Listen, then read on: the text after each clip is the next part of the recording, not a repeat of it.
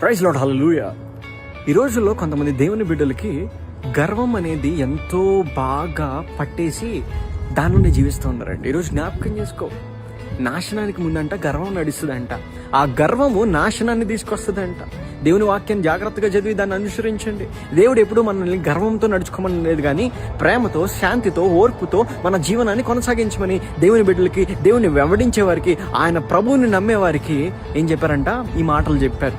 కానీ ఈరోజు దేవుని బిడ్డలు ఎలా అయిపోయారు తెలుసా? కొంతమంది అందం ఉందని పొగరు, డబ్బు ఉందని పొగరు, గుర్తింపు ఉందని పొగరు, కొంచెం స్టేటస్ రాగానే పొగరు. ఈరోజు జ్ఞాపకం చేసుకో, అది నాశనాన్ని తీసుకొస్తుంది, కానీ అది అవమానమే తీసుకొస్తుంది, కానీ ఘనతని రానేదు. ఒక చిన్న ఎగ్జాంపుల్ చెప్పనా? నోకియా మీ అందరికీ తెలిసే ఉంటుంది కదా. ఇటువరకు ఒక పెద్ద బ్రాండ్. అదంట ఎప్పుడైతే ఐఫోను ఈ శాంసంగ్, ఈ రెండు బ్రాండ్స్ ఎప్పుడైతే మార్కెట్లో దిగిందో, నోకియా అనుకుంటా అసలు నన్ను మించినట్టు ఎవడు లేడు, నాకు అసలు ఏమీ కాదు, ఆల్రెడీ నేను సక్సెస్గా చాలా మంది కస్టమర్స్ నేను గెయిన్ చేసుకున్నాను, నేను ఒక స్టాండర్డ్లో నేను ఉన్నాను గర్వంతో ఉందంట.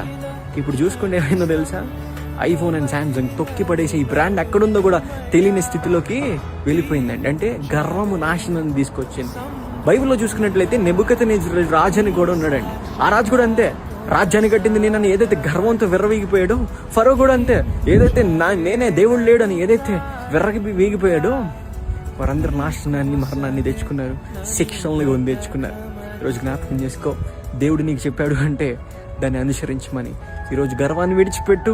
దేవుడు ఏదైతే ప్రేమ కలిగి ఉండమన్నాడు, శాంతి కలిగి ఉన్నాడు, దయ కలిగి ఉండమన్నాడు, దాన్ని, ఆ ఆత్మ ఫలాన్ని దేవుడు నువ్వు అడిగిన ఎడల దేవుడు నీకు అనుగ్రహించి ఆత్మలో నిన్ను నడిపిస్తాడు. ఆ ఆత్మ నిన్ను దేవుడు ఏ విధంగా ఈ లోకంలో నడిచాడు ఆ విధంగా నిన్ను నిలబెట్టునుగాక. ఆమేన్.